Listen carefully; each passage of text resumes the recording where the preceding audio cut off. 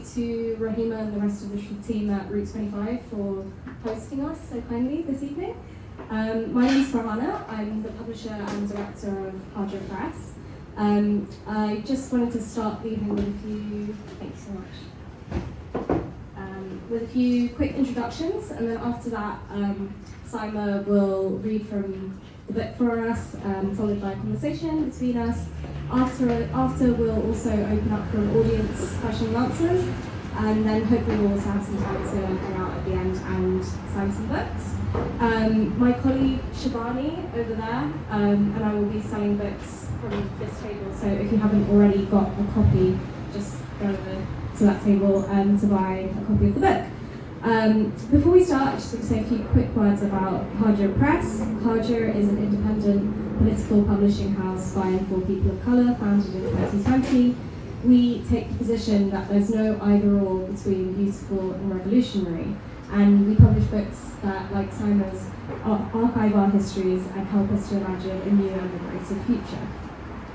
I'm so honoured to be in conversation with our amazing author Saima Begum today about her debut novel, The First Jasmines.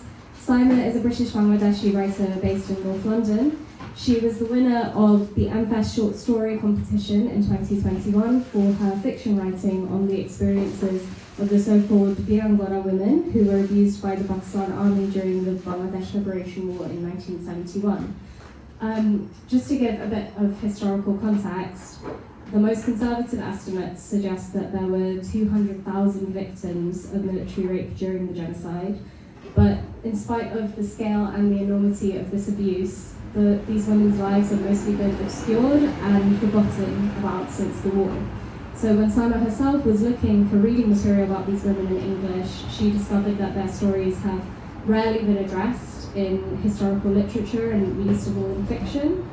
So this novel was really a way to redress that silence, and it follows the journeys of two Bengali sisters called Lucky and Jamila, who were captured by Pakistani soldiers in 1971 and whose lives are forever changed by their experiences even after Bangladesh's independence. I do also just want to give a note about content before we begin. The book does touch on some heavy themes and historical events, including sexual violence, military violence, genocide, and death by suicide. And while we won't discuss any of these in any graphic detail, we will refer to them in our conversation. So I just encourage everyone to please check in with yourselves, take care of yourselves, and if at any point you feel that you need to take a break, to step outside, please feel free to do that. I'd also encourage you to, in the audience Q&A, please try to be mindful of others in the space and just to avoid going into detail about traumatic content and events. So yeah, that's just a brief introduction to the book, and I'll pass over to Saima for a reading. Thank you so much, Farhaana, for such a lovely introduction and for being the best editor that this book could have. And thank you everyone for coming today, friends, family and readers, and for coming to this launch to celebrate this book which has been so important to me for so many years. And I'll begin by reading from the middle of the book, a passage where the main protagonist, Lucky, has been in captivity for a few days now, and she is just reflecting on her life. In those days when she had no name, her baby felt the tension in her arms as she rocked him and sensed her sadness. Only out of pity, she was certain, after numerous nights of her tears bleeding onto his face in the dark, causing him to blink in surprise, did he finally accept her. His mouth pulled painfully and she cried with happiness, even as her skin chafed sore. She learned to synchronize with his needs, understand his cries, coos and huffs, and was thankful when his restless squeals told her when he wanted her. Her gratitude made her happy and gave her, like the bees, a good life. The bee passed out the window to hover over the white jasmines outside. It took its share of nectar before moving on to the next flower that beckoned it like the breeze mixed with fragrance. Each bud gave happiness enough for the bee to fill itself, spare the rest, and weave honey that later touched Lucky's tongue. Nature, unlike man, regulated its greed with gratitude so life could go on. Yes, there is beauty in today, she thought, and every day. Signs of happiness rested all around Lucky. Beyond the barred window, she saw she lived in a world held together by tiny, beautiful things, where sunflower seeds hid in cracks for hungry ants to find, birds stopped to prance before clumsy calves, and petals spiraled down in choreographed dance before summer trees onto small lakes, so tiny heartbeats could travel from one end to another, a world fused together by a promise, nature's covenant that she did not honour. Brian saw those signs, his eyes still vibrant where hers had grown dull. Whenever he patted her excitedly and pointed towards them, she had brushed his small hands away. Now regret anchored her body to the ground, until her heart beat in step with the heavy beat of the land.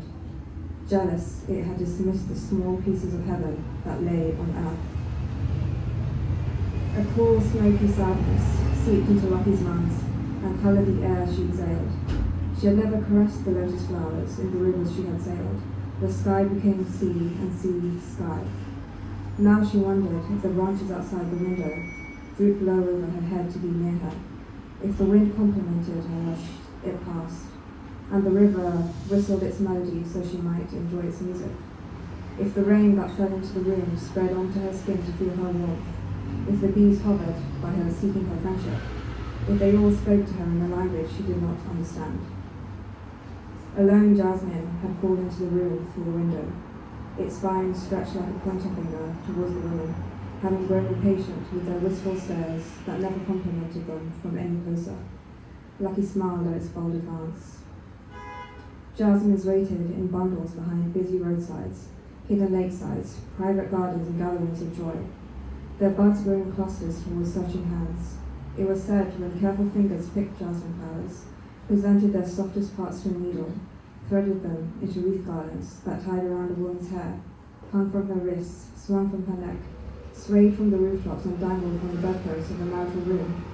Their potent scent cast a spell on her husband to make him fall deeper in love, and only then did the jasmines wither in peace. As a child, Lucky skimmed her fingers across their petals, dreaming of her wedding day when she would wear jasmine garlands too. Bibijan was the only woman who had a stall in the market. Her nimble hands were legendary, and women from nearby towns travelled over broken roads and through dangerous neighbourhoods to buy her jasmine garlands. Bibijan's garlands piled high into the air till you almost missed her small thin frame behind the mountain of light. Each day after school, Lucky and Jamila hovered around her stall and stroked the flowers, whispering and wishing, and Bibijan smiled. Her toothless smile tied a thin jasmine bracelet around her wrist and shooed them home. Amor said jasmines were heavenly flowers, placed on earth by God's most favoured angels to remind them of him during the most precious moments of a woman's life. Lucky remembered filling her hands with them as a girl, how those first jasmines rolled around each other to fit into the curves of her palms like flowing water. She remembered how the same smell had enveloped her as Walid placed a garland around her head in front of their families, how his nose had twitched as the flowers tied on her wrists when they hovered around his neck, and how the flowers shriveled and closed their petals at night so as not to see or hear them. In the camp, the jasmines slunk from loneliness, having realized long ago that no one would pluck them. Though they blinked open and spread their scent far, the soldiers' hearts were too hard to notice their beauty, and the women's too hollow to cherish it. For Lucky, the star stretched and squeezed her faded memories and shrouded her eyes with a watery warmth until sleep overcame her.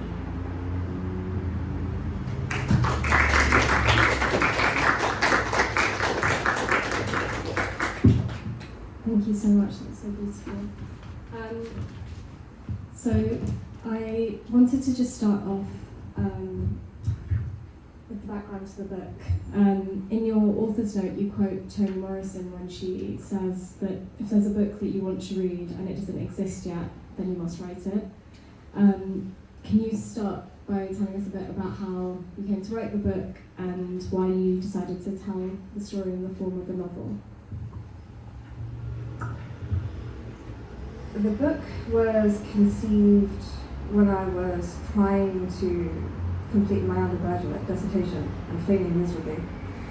It took a very long amount of time, and I kept extending the deadline because I couldn't find secondary sources.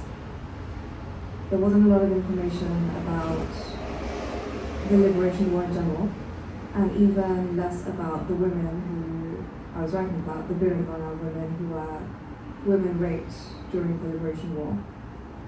And so I grew quite disillusioned with academia, and I found that it focused too much on the body, on the numbers, on the military strategy, on the intentions of the soldiers and the governments, and very, very little on the survivors, and even less on the women. So I very quickly cast away the idea of doing a PhD on the women, and decided pretty early on that the only choice I had was to write fiction. Fiction, unlike academia and journalism in a way, it offers and accommodates a certain level of depth on the human condition that other mediums fail to, in my opinion. Fiction is able to center the human experience, both heart, mind and body, and express the goodness of human nature and its evilness to its maximum extent, and examine it in all its difficulties and all of its challenges. And I find that with fiction, unlike other mediums, fiction is almost like a flaming arrow that can get to the heart of the matter with very few words. I completely agree, and I think that your book does that so well. There's so much depth in the way that these stories are told, and there's so much focus on not just the kind of, as you say, like the sort of facts and the figures, but actually on the women and their lives and their experiences of what happened, how they lived with it, how they survived it. And I think something that really comes through from the passage you just read to us is how there's so much room for beauty and how you can tell the story in fiction. And I think that when people hear that this is a book about military rape and a genocide, it's quite difficult to imagine that this could be a story that could be told beautifully at all. But something that all of the endorsers of the book commented on was that the prose of this book is so lyrical and so mellifluous, which we all had a taste of just now.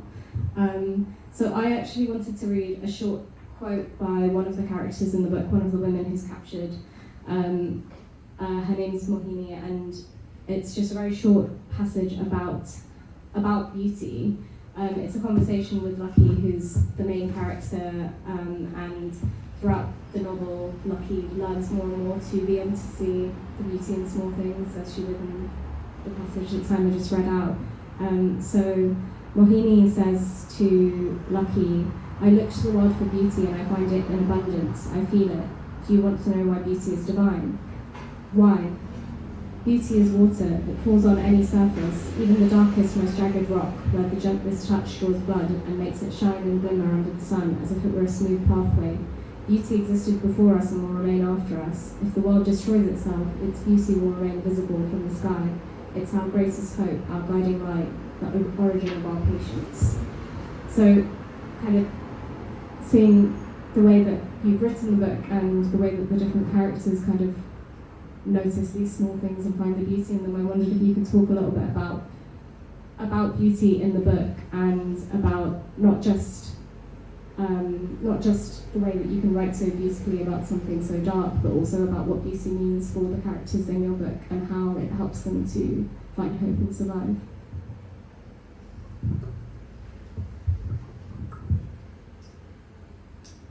I think for the characters, I believe through conversation they learn that there is beauty in truth despite how difficult that truth may be.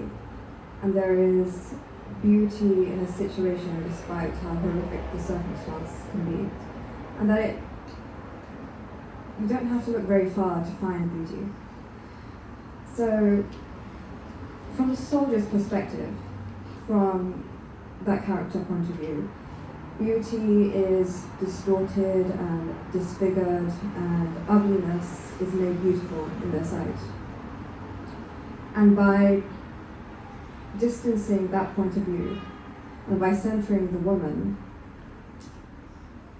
and by giving them names, unlike the soldiers who do not have names, I was able to ask questions about beauty and explore beauty and reclaim it as truth, as perspective, as objectivity, as a kind of acceptance that is required to survive.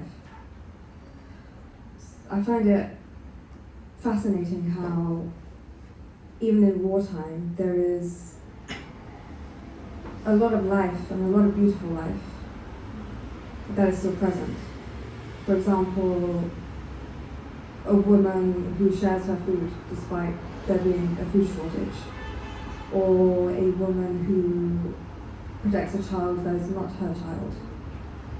There is so much beauty in the human condition that in a lot of wartime narratives and a lot of news and academic papers, the reader is told to forget about these things, and we're supposed to watch the horror and find it overwhelming and to turn away from it. Whereas the human condition is much more interesting than that. I find horror and violence much less interesting than what beauty can be in the human condition.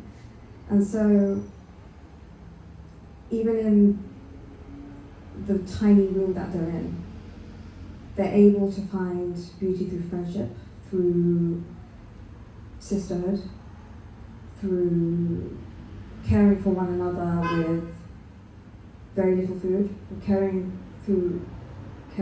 about one another through conversation, through advice, through telling each other their stories.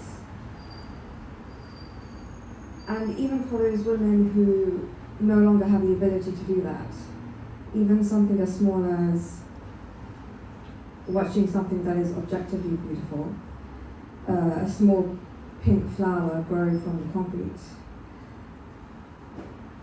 and accepting the objective truth of the beauty of the cycle of life. That is enough hope, and that is enough to have faith in being able to renew yourself and survive and come back from and heal from a horrific, brutal situation like what they were in. Yeah, I think that even the title of the book really captures that, because the jasmines really do reoccur as this kind of symbol of beauty, regeneration and hope throughout. And it's really, there's something that seems so perennial about the jasmines as well, because they're a symbol that Lucky and Jamila remember even from their childhood, and that stay with them even when they're in the room, right? So it really shows that there's so much life beyond the war that is continuing. I actually wanted to pick up on what you mentioned about kind of trying to distance yourself from the perspective of the soldiers, which is what is usually focused on from, say, academic perspectives and general kind of patriarchal narratives. So I wanted to ask a bit about how you decided what kinds of considerations you had when you were thinking about how to characterize the soldiers, because as you mentioned, they don't have kind of personal names. They are all described with very kind of corporeal epithets, like slightly cross-eyed soldier, the fat man, major moustache. And the women, meanwhile, obviously are very, individuated. Also, the soldiers it's kind of referred to throughout the book many times that they don't speak Bangla, they don't speak the language of the land that they're in, and it paints this picture of them as being quite sort of clumsy and out of place and foolish. So yeah, I just wondered how you chose to characterize the soldiers in that way, and it seems like there was almost like a bit of an inversion where the soldiers were being more objectified than the women in your telling. Yeah. I very deliberately wanted to put the soldiers in a position of background detail that women are typically placed in academia, in the news, in a lot of fiction about wartime. So I've given them very permanent physical names, because really that's all they need.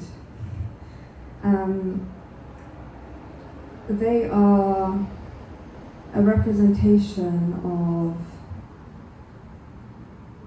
releasing their will to follow orders. They are not people who have a lot of choice in how they act, and they use their uniform to absolve them of any individual crimes against humanity under the guise of this collective mission that they have. So the soldiers are very, very easy to understand from my perspective. And they're not very interesting. Whereas the women who must overcome their situation, who must live on, who must survive, who must return to their families and return to themselves and be able to maintain relationships. That is a much more interesting journey, internal journey and external journey. And so the women do need names, and they need their own stories, and they learn each other's names and they tell each other their stories, and they make it a point to remember each other. Each woman in the book, in a very small way, describes the story of her life. And it is very important to them that in the face of death, at least someone remember them. Whereas for the soldiers, they're almost automatically forgotten the moment they take off their uniform, the moment they return back to what is now just Pakistan rather than West Pakistan. And you don't need to describe violence in great detail for it to be understood. You don't need to understand the intentions and the strategies of politicians to understand that violence and enacting violence is a terrible thing. And so none of the politicians from either side of the war and none of the soldiers have names, because they don't need to. It's very simple to understand. The women, on the other hand, they are much more complex characters, and they deal with their grief, they deal with their hardship, and they deal with survival in many different ways, and that is much more valuable to the reader than to delve deep into the mind of someone who is willing to commit crimes against humanity.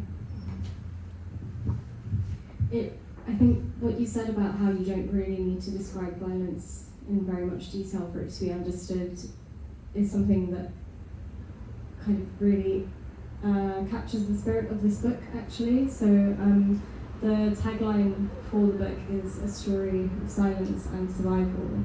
And I've been thinking a lot about kind of the way that silence acts in the book. It's so much of what happens to these women and happened to the real life women is really shrouded in secrecy, silence, shame, and they've been completely, forgotten about on a societal level, but then also the characters are kind of have to keep what happened to them private and from their families when they return in order to be able to reintegrate back into their previous lives and their society and their communities. And while we can see in the book that the burden of carrying that secret is really heavy and heartbreaking, there's also a kind of ambivalence around it, because some of the characters, especially more than others, really view the ability to keep silent about what happened to them as a kind of means of claiming ownership over what happened and agency, and deciding that this isn't actually going to be what defines them. It can be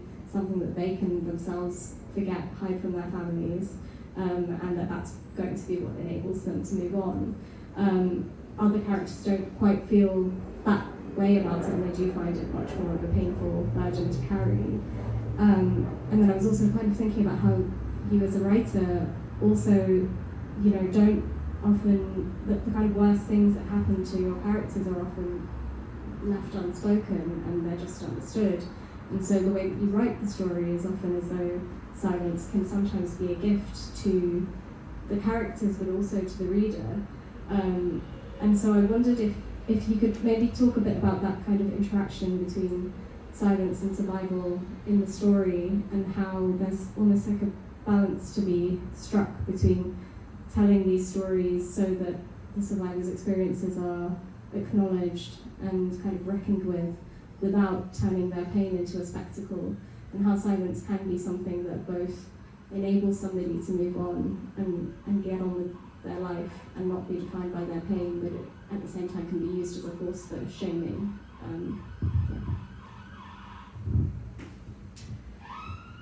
Historically, silence has been probably the easiest and the greatest form of protection for women. And with it comes a lot of very complicated, very deep challenges around the idea of silence. So it can be protection, it can be dignity, it can be suppression, it can be subjugation. And for the soldiers, who also use a form of silence, so it is understood by the women and the soldiers that when they do return to the land once the war is over, the soldiers will also use silence for social survival. What is once considered a great military tactic of domination, the mass rape of women, will be shed from their history and will be never spoken about again. So the soldiers can reintegrate into their families and reintegrate into their society, because once the war is over and it's now peacetime, those acts revert back to being barbaric acts, which are unforgivable even to those soldiers' families, friends who are around them. And soldiers often, I've read in a lot of testimonies and interviews about soldiers who do terrible things during war, they don't even talk about it between themselves, because there's a different perspective that is gained outside of war. So the soldiers also use silence as a form of social survival. For women, and as it is for most of the women in the book, they rely on silence as a holistic form of survival. It eliminates many other problems that will arise if you do speak up in one area. There are maybe 10 other aspects of life that will be affected. And so most of the women do choose to remain silent after they leave. But I also wanted to explore the idea of silence being an individual choice. There are some women who need silence to move on and to overcome their situation. And there are some women who need to speak to overcome. And this is an individual decision. So I found there is actually a great danger in trying to express great graphic details about violence that is enacted on women and kind of forcing them to go into that kind of depth in their testimonies. And the testimonies that I did read while I was researching this book didn't go into that kind of depth because the women either didn't want to talk about it or they didn't need to talk about it. And so I took that into consideration when I was writing this, and I thought that the graphic description of violence wasn't necessary. You don't need to describe violence to give it its due importance. And you don't need to describe violence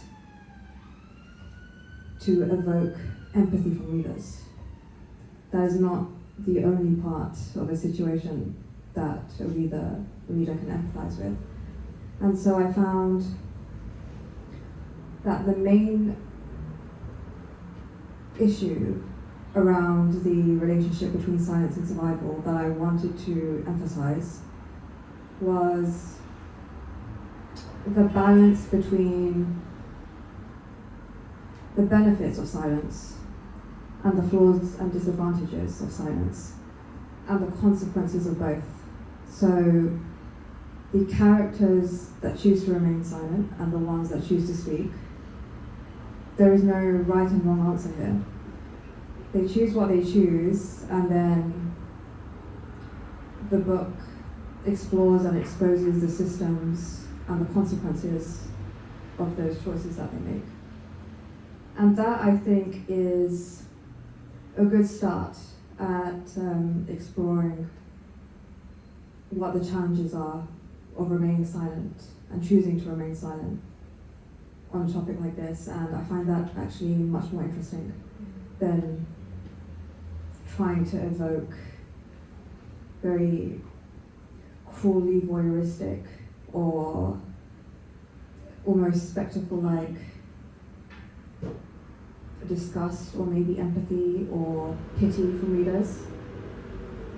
And the women don't reply that. So I wanted to talk a bit about sisterhood, which you've mentioned. So Lucky is the main character of the book. Most of the book is told through her perspective, and she's a very introspective and reflective character.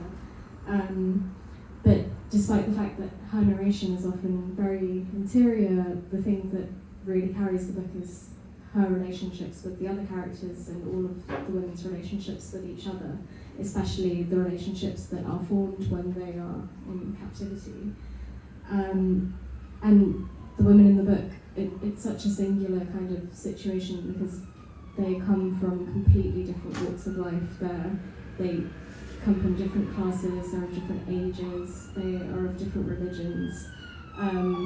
But when they are in the camp, they find sisterhood and solidarity with each other because they're all going through this experience together. And Lucky herself sometimes even comments on the fact that she's become such close friends with women who she would never have met or spoken to outside of the room.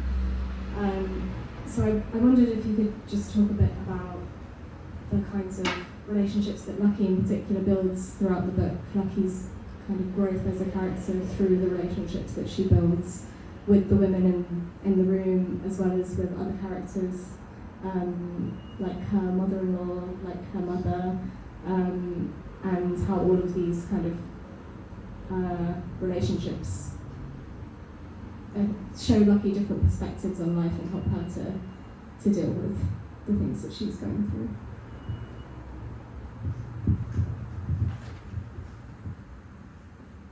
Lucky is a very young woman and a very young mother, and her life becomes smaller and smaller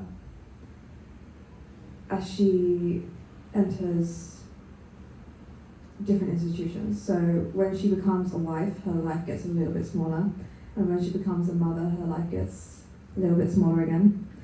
And she becomes very isolated very quickly. She lives with her mother-in-law, her son, and her maid. And the only interaction she has with people are the guests that come to her house. And so all of her social interactions become a kind of performance, a kind of interesting respectability politics of being a wife in a household. And so her education comes from her mother-in-law and her mother-in-law's friends, and she becomes quite judgmental, quite singular, one-dimensional in her views about people and life, and she becomes quite naive as well. And her mother raised her to look at her life very holistically. So there's all 10 parts of her life must be within her, and her own opinions and her own individuality is very lost within these other 10 aspects of her life. And so when she's stripped of all the markers of identity when she enters this room, and she encounters very different people who she felt that she was superior to, like sex workers and, very brazen women who have manners that are not acceptable in polite society. And then she also encounters women who she feels a little bit inferior to. So those with high levels of education, or those who are very immersed in religious study. She comes to find that all of those points of views, whether what she would have considered bad influences and good influences, all of their opinions and all of their ideas can compete, and they can blend and they can mix, and they can establish a good plan and a good idea. And they all know things and understand the world in a way that she does not. And so she becomes very unsettled by these different perspectives, and comes to realize that in her very small world, her very judgmental world, that had she been alone, she would not have survived. That she needed these women and their different perspectives and the different knowledges that they had gained to survive, and that she can work together with women who are very different from herself. So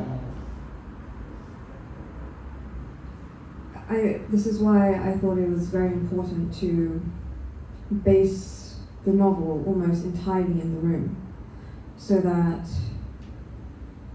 the women had enough time to talk and enough time to get to know each other, which is what they did in real life when there are some women who were in captivity the whole 9 months of the war. There's some women in captivity maybe a couple of days or a couple of weeks. So they really got to know each other quite well, the women who were held together in rooms. And what is very important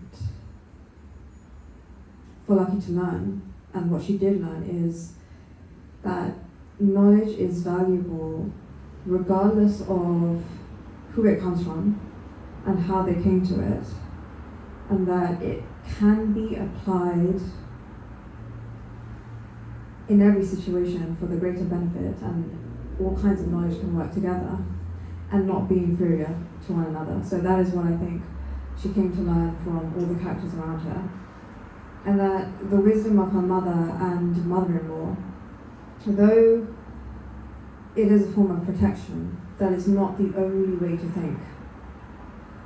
And so when she leaves the room, and when all the women leave the room, they have a choice to make now. Do they fall back on their single-minded ideas, how they lived so far until now, or do they also accept and include the new ideas that may be better than what they had previously thought? And do they incorporate that into their lives and live in many ways a much better life for themselves as individuals, as well as the parts of their identity that is mother, wife and daughter? Can they also include themselves in their choices? Yeah, I think that there's so much growth in Lucky from the naive woman that she was when she entered the room, and then the way that she learns to have her own opinions and does manage to gain these insights from so many others while she's in the room. I thinking about the change in her and how her life was affected by her experiences. I think it's one thing that is really striking about the way that you tell this story, and the fact that, as we said, the violence itself isn't gone into in any detail. The focus of the story, as well as being the relationships that the women build between each other, it's also who they are as people and who they become through these experiences, how they cope with the experiences, move on from them, incorporate them into their new understanding of the world and themselves. It's not really what they endured at the hands of the soldiers that's important, it's more how their lives were changed by it and who they were. So I wondered, thinking about what you said about how they came into the room, many of them with these very defined social identities. They saw themselves as mother, daughter, sister, and wife. I think there's a really interesting that there are so many different perspectives on what it means to be themselves. Some of the women have such a strong sense of individuality, some of them are much more very attached to the identity of, for example, mother and wife. And I wondered if you could talk a little bit about how not only Lucky but the other women think about the institutions of marriage and motherhood, how they variously feel very confined by them, or learn that they were more confined than they thought, and how others find these institutions to be their kind of solace, protection, the thing that they want to come back to after the war.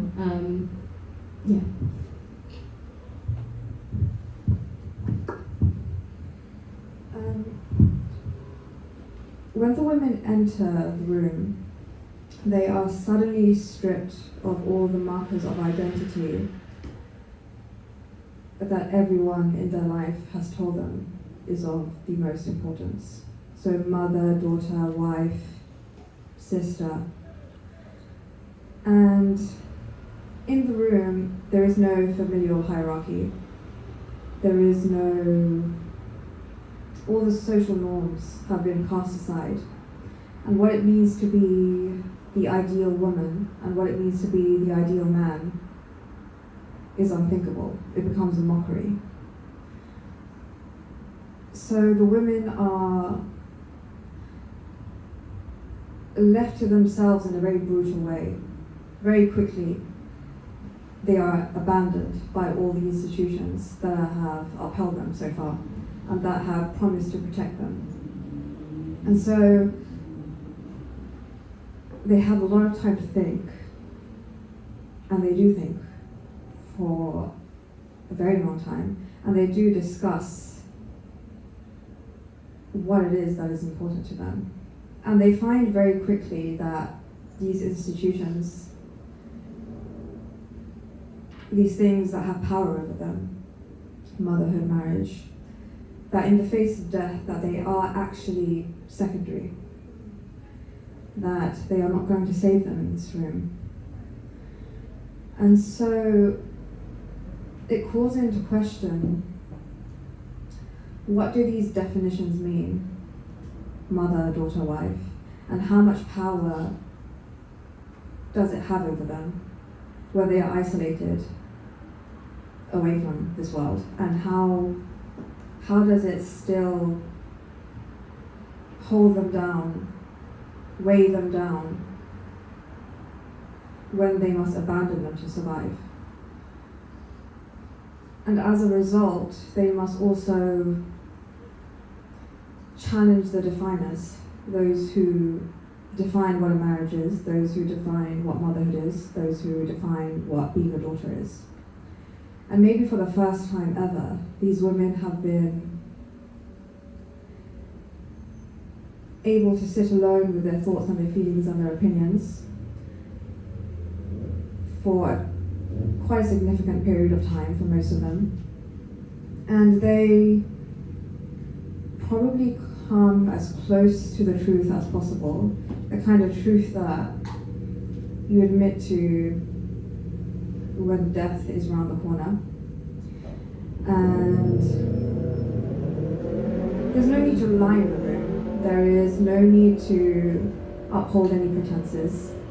There is no need to speak through your own mouth other people's opinions. And so the women begin to very openly share their doubts, share their regrets, think about their regrets, think about the possibility of how they can live a better life with the same circumstances. And now that they have this information that has been collected through the varying lives of many, many women, they have a choice to make. Will they go back to the familiar, go back to what is comfortable, go back to the roles that they know will not help them? Or do they try to, in whatever capacity they can, adjust those roles to suit them because they know that these roles are not fixed, and they are not truth, and they are not the most important aspects of their lives? And some characters are able to do this, and some characters are not. And the consequences of their decision making is what makes their choices so interesting. I just have one more question before I'll open it up to the audience. So I wanted to ask you about the individual versus the collective in the story. There's a really good passage early on. I'll read it out now. So this is when the women have just entered, when Lucky and Jamila have just entered the room. At night, under the soft glow of the lantern, Lucky counted 22 heartbeats rising and falling. The tin roof shook with each murmur of the wind and bellowed with each patter of rain until their bones echoed with its nocturnal melody. A tangled sea of tired limbs stretched across the floor, each drop of sweat spreading like ink onto another. In the room, if you saw a woman, you saw them all, and if you saw them all, you saw a woman. A gathering of souls in a single body.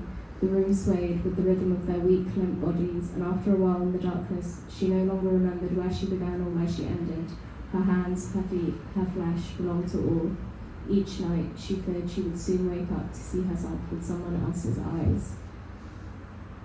So, the passage really depicts so powerfully what it's like to just completely lose yourself in a collective of people. And I think that there's something really strangely powerful about that ability to dissolve into a mass, even if it's also a very terrifying thing to completely lose your sense of your own personal physical boundaries.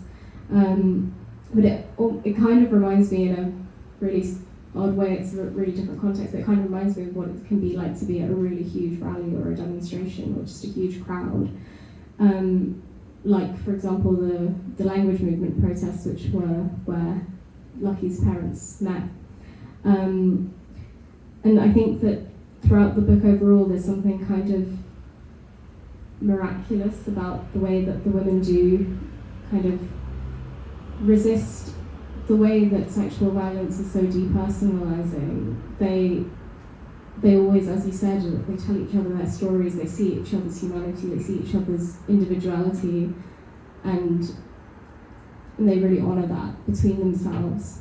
And at the same time, they also are able to fully come together as one. And it's something that is kind of sometimes feels like maybe it's thrust upon them because it's the world that views them in this way, but sometimes it feels like something that gives them strength because a collective is stronger than an individual, right? So I wondered if you could talk about, I mean, the book is focused on these very few women, these very few characters, their lives, but the scale of this violence was so large, and it was hundreds of thousands of women who went through this. And so I just wondered what your thoughts are about the kind of particular significance of something that's such an intimate bodily form of violation and violence, when that's conducted on a mass scale, and when, you know, as in this situation, the survivors of it were in a collective. When it happened, they were able to share their stories with each other, they were able to build a kind of solidarity. How does sort of being able to dissolve into a collective and offering each other empathy and solidarity and assisting in these situations, how can that also be a means of survival?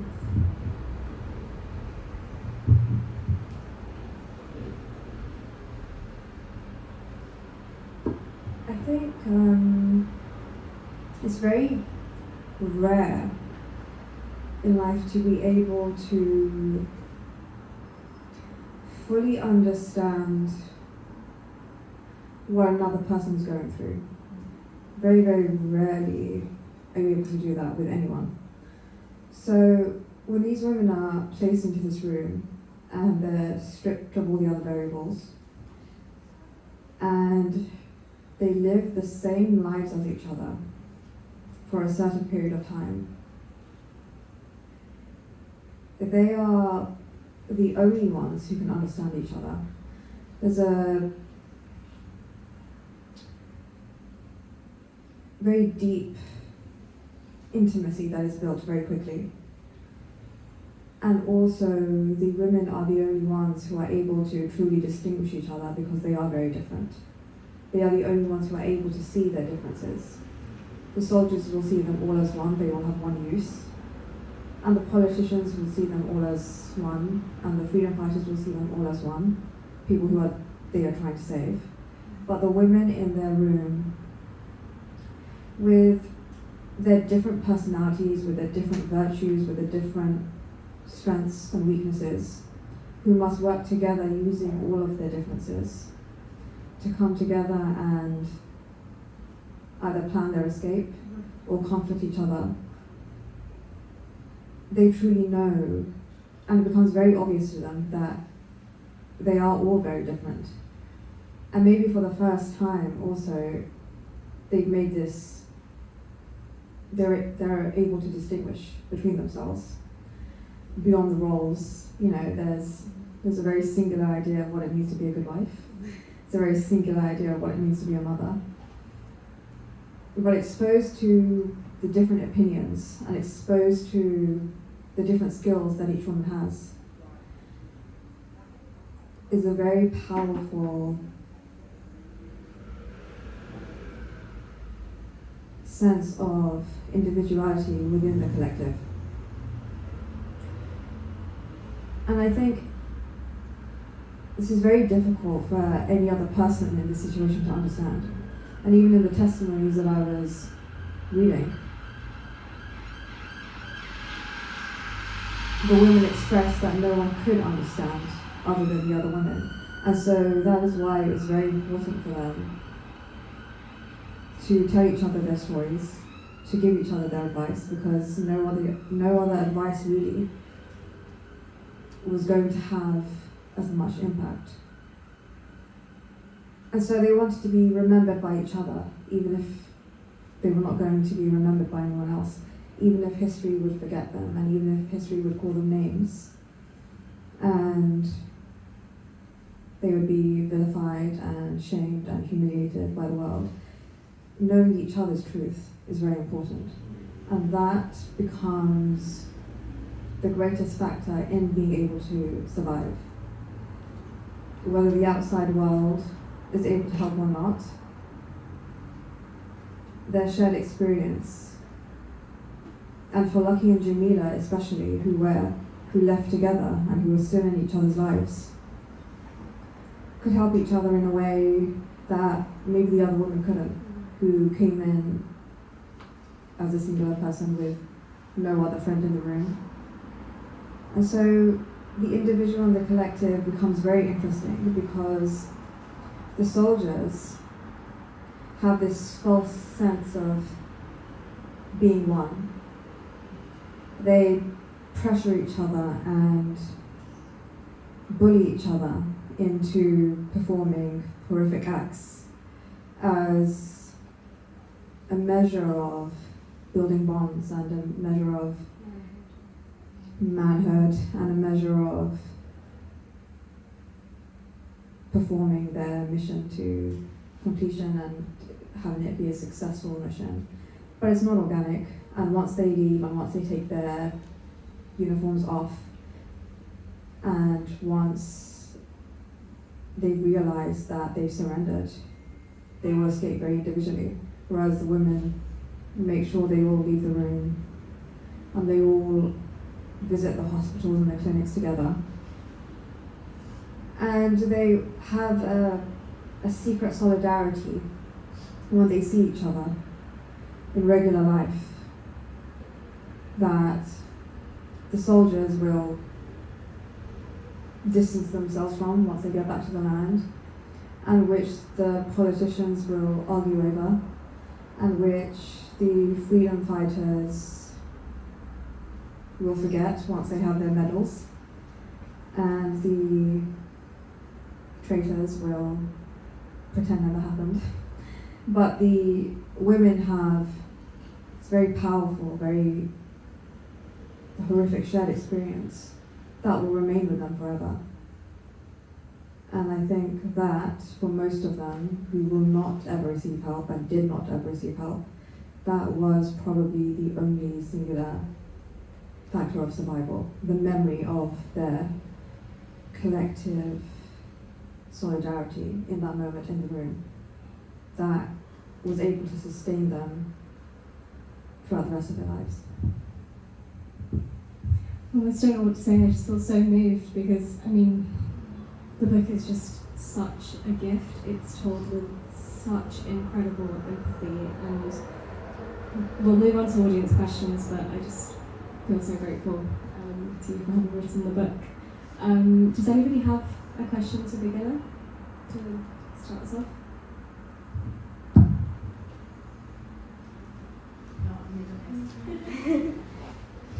I'll give the mic.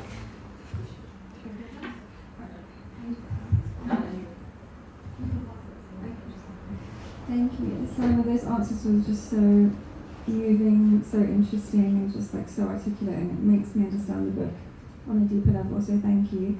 I think all of us have like agreed it's just so descriptive and vivid and just like stunning. I mean, you're talking about such difficult things but with like so much grace and beauty in the language. Did anything specific inspire the type of imagery you evoked? It's quite lyrical and poetic. Was it like your memories of Bangladesh or anything kind of like to do with your family or how you grew up that kind of inspired you to write in such a way? Or is it just that you're obviously just so imaginative and an amazing writer that it just came to you, which I also believe?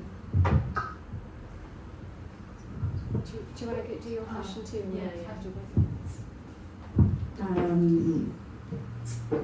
Hi Saima, firstly thanks so much for giving us this gift. As Hannah said, your writing is incredible and so articulate, and yeah, I'm so proud. My question is geared towards the Pakistan side. So it's actually quite ironic that we're here on the 14th of August, where Pakistanis, we celebrate gaining independence from the British and India, and it is heavily documented. And we celebrate that, but equally, there's just as much silence about the horrors we inflicted on East Pakistan. And you already know, but ashamedly, even I knew so little about what took place during that time. I guess the ultimate goal is obviously accountability from Pakistan, but what would you say that we probably need to do better as Pakistanis? That's my first question. And I also noticed that you had a few endorsements from Pakistani writers. What was your thought process in portraying Pakistan, not only as a country but also the soldiers and the army? Because I can imagine that would have been quite sensitive, and whether that was even part of your thought process.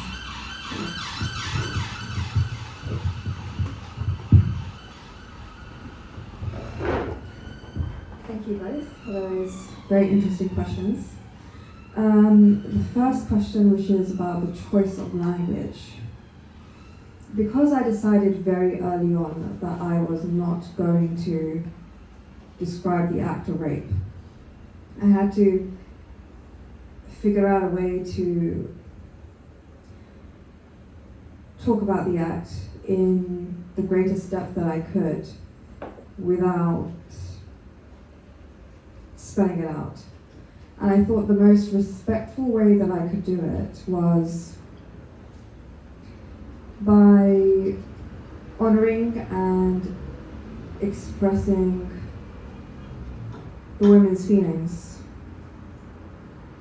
that I read about in the testimonies, and also really emphasizing the things that kept them in the right headspace while they were in this room. And a lot of the time, all they had in a very small room were, flowers, trees, the sound of the wind, sound of the river. All of these things kept them grounded and reminded them that there was a world outside that they would again return to after they left the room. The actual setting itself, the room, is very sparse. There's really nothing to describe in the room. And there's not a lot to describe about the soldiers. So I tried my best to describe the women in all their depth and to explore all the different types of feelings, questions, opinions, the kind of grief and the heartbreak and the secrecy.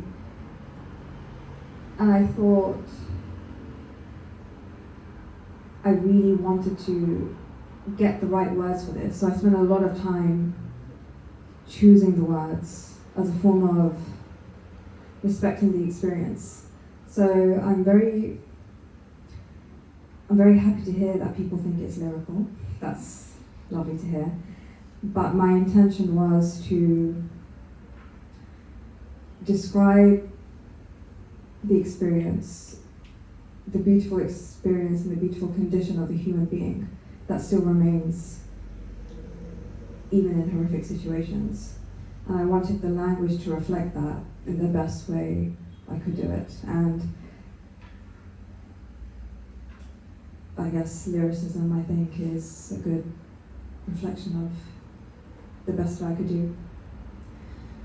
And the next question, what can Pakistan do? I think, well, it's interesting that you mentioned that you didn't know a lot about this history, because I also didn't know a lot about this history. I only really learnt about it when I was in my late teens, early 20s, when I was doing this dissertation. I didn't know about the women. I never had any access to any of the research, any of the history. And, family, grandparents, no one ever really spoke about that part of history, even though they were alive during this time. And there are a lot of people who are still alive during this time. So that was very interesting. I think education is very important, even for the diaspora Asians. It's very important to know all aspects of your history. And for Pakistan in particular, there's been, a history of denying the atrocities that happened during wartime. So what's interesting is we're a generation or a couple of generations removed from that incident now. So I found with a lot of Pakistani readers who have been in contact with me, they've appreciated learning about this side of Pakistani history. So I think most people are very responsive in a positive way. I think those who might not be don't have very many supporters as they may think they do. So I think we're in a good space to learn about our history and to really listen to all the narrations from all kinds of people in the war, not just women, but also the soldiers, also those who felt they had to betray their countrymen and countrywomen, even the politicians. It's very important to get all sides of the story, and I'm just highlighting one aspect of the narrative of war. And I think there should be more historians, more academics, more writers who are willing to spend the time to research and to talk about openly and courageously, despite whoever says what, about the history. And you know, the Pakistani reviewers and the interviewers, I mean, they've been very important in championing the book so far. So it's good news, really. Any other questions?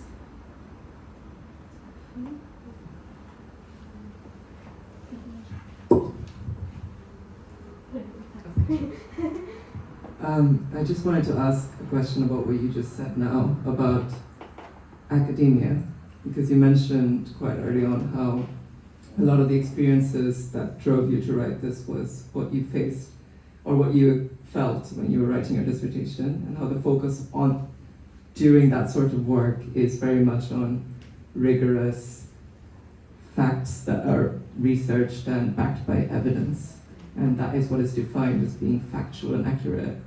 And then, in a previous answer that you gave to the earlier question, you mentioned how in writing this, experiences of these women that reflect the testimonies you heard, you focused a lot on choosing the correct words to represent it, and those happen to be very lyrical, evocative, emotional imagery, and you feel that that represents the facts of the matter more. And I think a lot of what you're saying is about the contrast between these two different approaches of approaching what's facts when it comes to something as charged as war. So I'd love to know more about what you think about that, because you come from this academic background that you write so lyrically, just from what I've heard and what you talk about. So can you tell me more about that? That is a very interesting and difficult question that you just asked me. I think what academia is great at is archiving history, collecting data, which is very, very important. But one of the flaws of academia is from my perspective, it strips a lot of the humanity from history. So there's a kind of interesting necessity of having many different counter-arguments in academia, right? And you have to include so many perspectives, so each perspective is quite shallow in a thesis or an academic book, and often what I found is the women who are raped have the smallest part. And the idea of facts and truth, what I consider truth is the kind of imagery that the women used. And a lot of the imagery of nature and the feelings and opinions and ideas about their identities and roles, I've pulled directly from testimony and expanded on that. And that is also a form of truth. Whereas I find academia really, it strips too much of that. And fiction has the ability to collect feeling, opinion, ask questions, answer questions but leave it open, gather memory but also be in awe of the human condition and the ability of people to adapt to any situation, and have that all blend together in one place. And there's also a great generosity, I think, in fiction that maybe academia doesn't have so much, because of the constraints of being objective, whatever that means in academia, in trying to verify information and have it accepted by 10 other academics, right? There's something very, interesting and constraining about that fiction doesn't quite have, which is why I chose to write fiction and not go into academia. It's a much faster path to the kind of soul level of truth and not the body level of truth, and also not the mind level of truth. This is what academia fails to deliver on, is the soul level of humanity, because people are not just minds and bodies. And my choice of words, I try to reflect the soul more than the mind and the body, because a lot of these women were illiterate. They didn't have a great vocabulary to describe what they had been through. Some of them came from very poor backgrounds, but they were able to describe their experience with such deep, evocative emotion. And those few words that they did use said a lot more than what I read in hundreds of pages of an academic study or a textbook.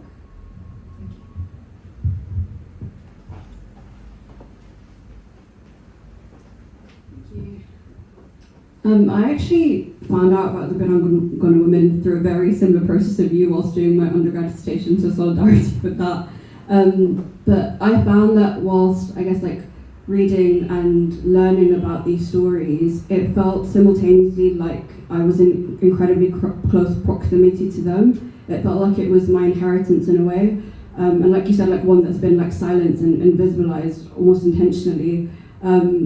But then it also felt so distant to kind of my actual lived experience. I have no idea what it means to survive that type of violence in the middle of a genocide. So how did you kind of grapple with that tension in the writing process of this being very much our collective story as Bengali women, and like you said before, it being it being a story that can only really be understood by the women in that room who experienced it. And then kind of a related question is how has writing this book, if at all, shaped or changed your idea of what Bengali womanhood means?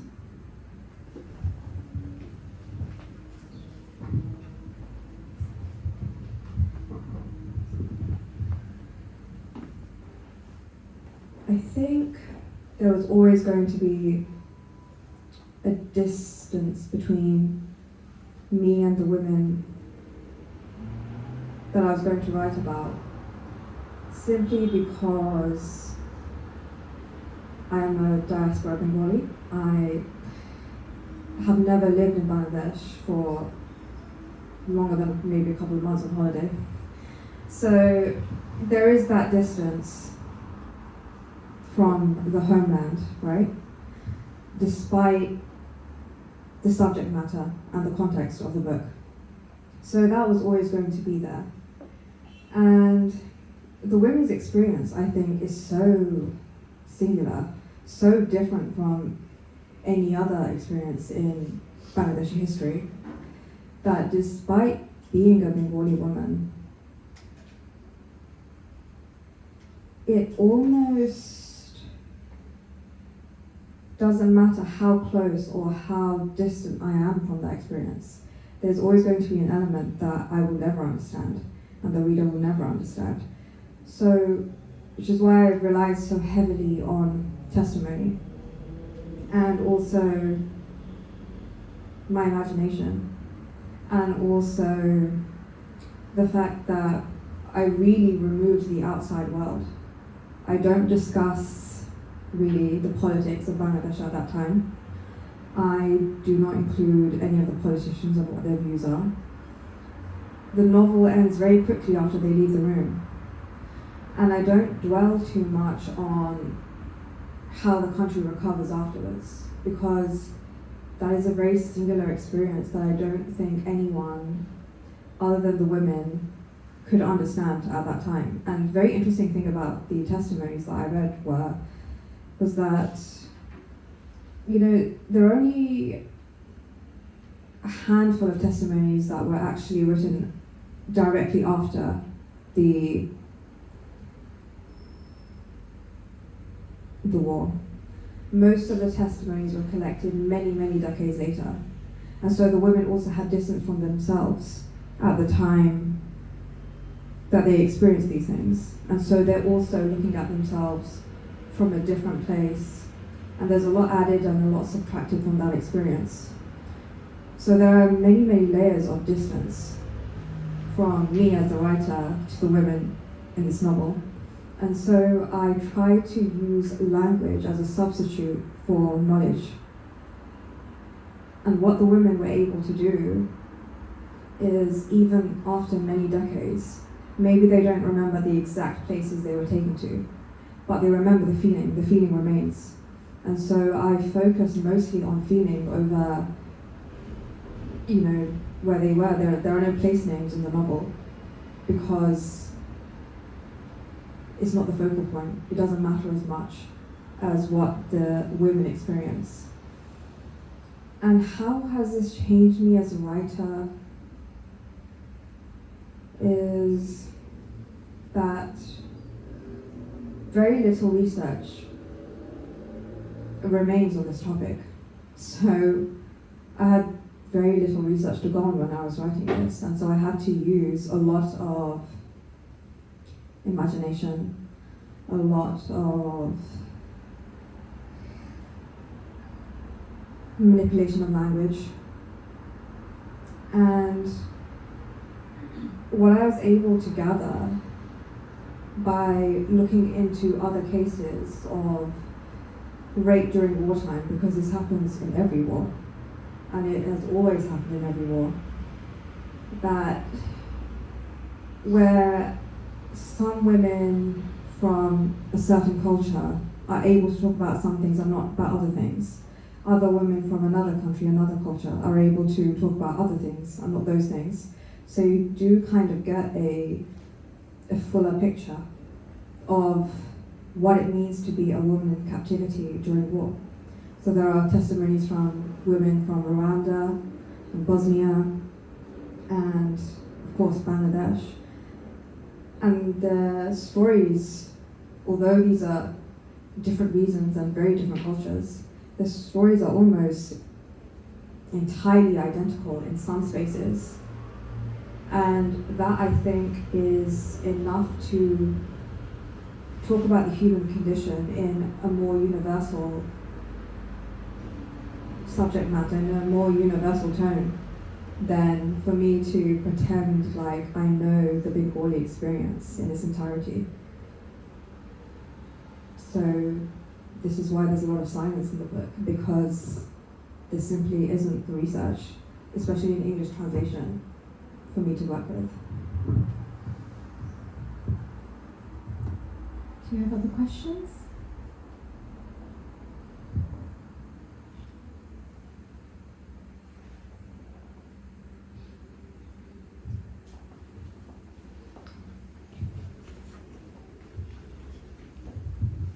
You probably don't want to hear about it.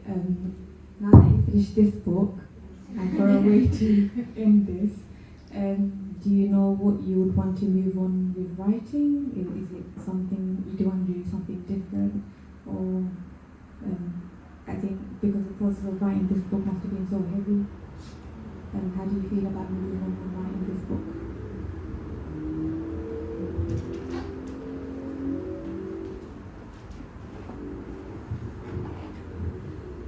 I'm actually very, very restless to move on to the next book. I don't think it took me more than 10 minutes to try and move on to the next thing. I really enjoy the process of research. The interesting thing is, I actually don't spend a lot of time writing. I spend a lot of time researching and thinking about what I want to write. So there'll be months that I wouldn't write a word for this book, but I would be thinking about it for months, and that was more important than the actual act of writing. I don't think it's necessary to write every day, but I think it's necessary to think about what you want to write every day. And so the moment this novel was finalized and we were going into production, I think probably 3 minutes after that, I decided that I needed to research immediately. And I have a time period in mind. And the interesting thing is, you know, history and the way people write about history is so general. But the choices you make and whose story you wish to tell is so specific. And it takes a very long time to decide whose story you want to tell and how you want to tell it. And what bits of research are important and what bits of research are not. So I'll research a lot, but I'll probably only use about 7% of it. But the other 93% is very important, and I enjoy that a lot. So yes, I am currently reading a lot. I'm reading, at the moment, a 5,000-year history of India.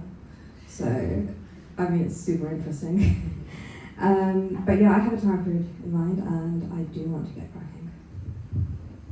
What's the time period?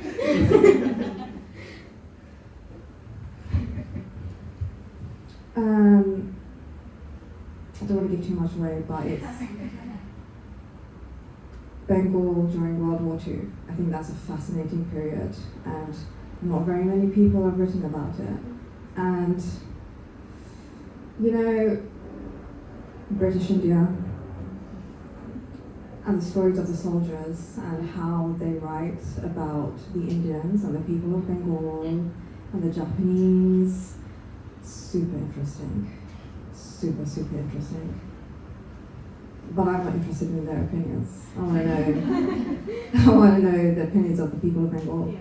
So trying to find that. I feel like the more difficult it is for me to find the information, the more I really need to go in and seek it out. So yeah, that's what I'm looking into at the moment. Wait, do we have any? Oh. Thanks.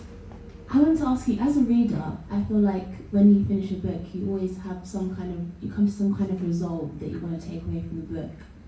And as you read more books, you take more things, and it kind of like adds to your perspective and kind of widens your horizons in terms of how you think.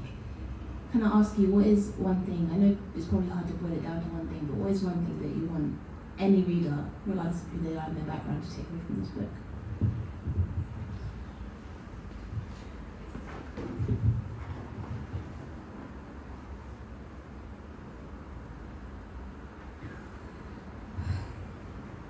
I think the most important thing that I would like a reader to take away from this book is that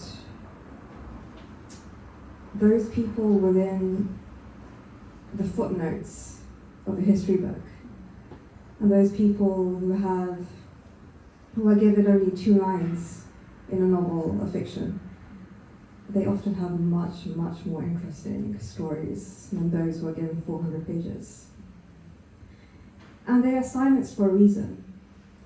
And those who choose to go on and on and on about very boring, very obvious things in history, they're also doing that for a reason. So I would like the reader to consider that all the so-called side characters, the casualties of war, those people who can be lost for the greater good, they also have very full, very interesting lives, very full, very interesting internal lives. And that, I think, is much more interesting than the lives of the people who have power, who make decisions. It's the people who have no room to make decisions that have the most difficult and the most courageous position in the story. So these women who have been silenced and had very little coverage straight after the war, even now, many of them are still alive. They're elderly now, but they're very much still alive. Still no support, even though the current government and every government that has come after, the independence of Bangladesh, they always talk about helping everyone. It still doesn't happen. But I think I would like the reader to appreciate that every life is just as valuable as the people who have power.